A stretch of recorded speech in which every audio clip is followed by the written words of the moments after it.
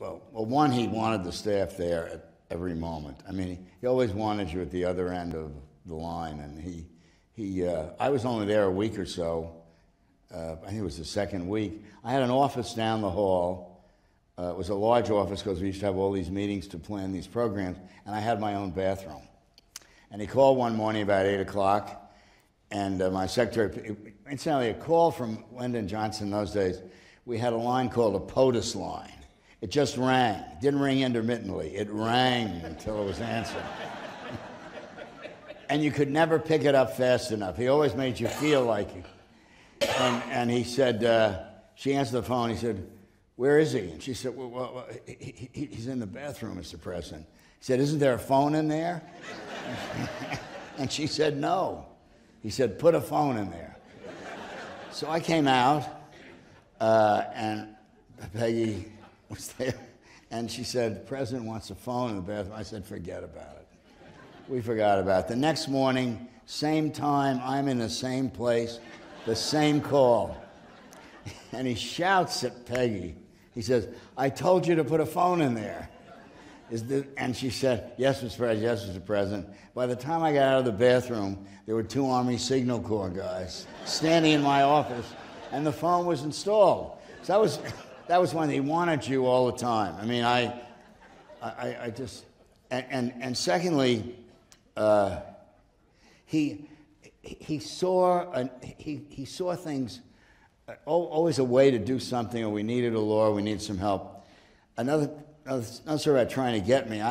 One of my kids, I was at Sibley Hospital in Virginia, in Washington. My son Joe had swallowed a bottle of aspirin, and the president called, and of course I didn't, I just ran. I didn't leave a phone number. I didn't. And finally he gets me at the hospital, and he said, what are you doing? What the hell are you doing there? I said, "Well, my son swallowed a bottle of aspirin. And he was 2 years old." He said, "That's terrible, terrible." He said, we should make these people have these bottles so that little kids can't open them. And that's why most of us in this room have trouble opening our medicine. It's called the Child Safety Act. But he knew how to take care of people. I mean, how did he do it? Elementary and secondary education. For years, we'd been it had been on the Democratic platform to have federal aid to elementary and secondary education, poor schools.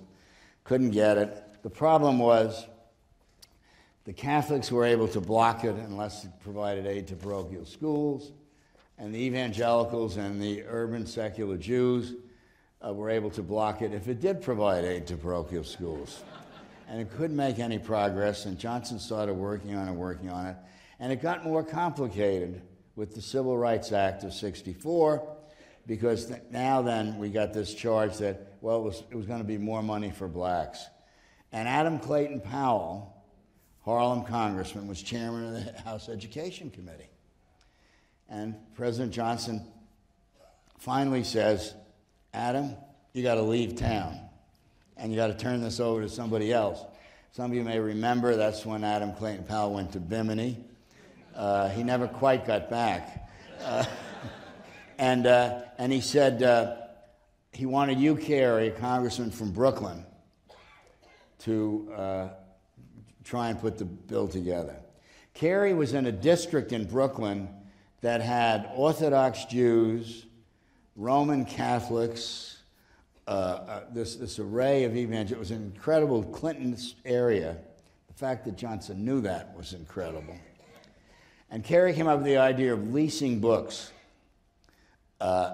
leasing secular books and leasing equipment to parochial schools. Johnson started selling it. There's a wonderful meeting with Cardinal Spellman from New York, Billy Graham, and Arthur Goldberg standing astride the White House pool. They were in their clothes. That is the hottest room on God's earth, the hottest room. And Johnson, and he's working on them. In the background, I think, of Bill Moyers and me in a picture I have in my office. And it was so hot in there that you could see the sweat through Cardinal Spellman's black cassock. I mean, it was just incredible. And he worked on it and worked on it and worked on it. They finally agreed. It was fantastic. He got the bill passed, and then he said to John McCormick, the Speaker of the House, he said, hold the bill up. You know, if you get a bill and you don't sign it within 10 days, there's a pocket veto. Hold the bill for a month. And McCormick said, why? And Johnson said, because I want to sign it on Hugh Carey's birthday. We wouldn't have this bill without him, and he did sign it on Hugh Carey's birthday. That kind of thing. How did he know so much about so many people? I mean, I'm told that he had the phone number and the name of every member of Congress on his desk in the Oval Office with little notes about what they might need or might want. How did he assemble all this? Where did he get all this information? He accumulated it. I mean, it just was absolutely stunning. I mean, and it was invaluable to him. I mean, he loved politicians. He spent time with them.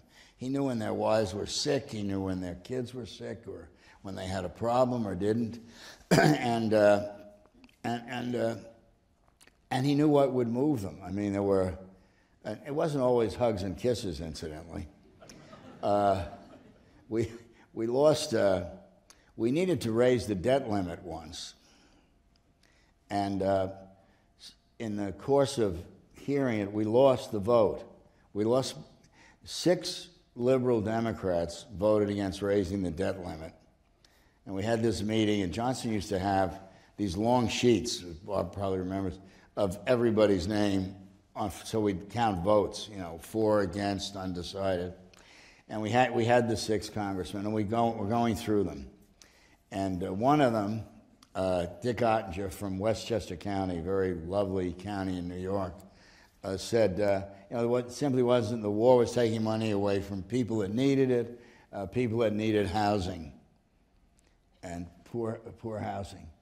And Johnson says, Joe, call up Ottinger. You tell him we're going to put the biggest damn public housing project in the history of this country in the middle of his fancy Westchester district. To show him there's plenty of money for housing. I did, and we did get his vote. I mean,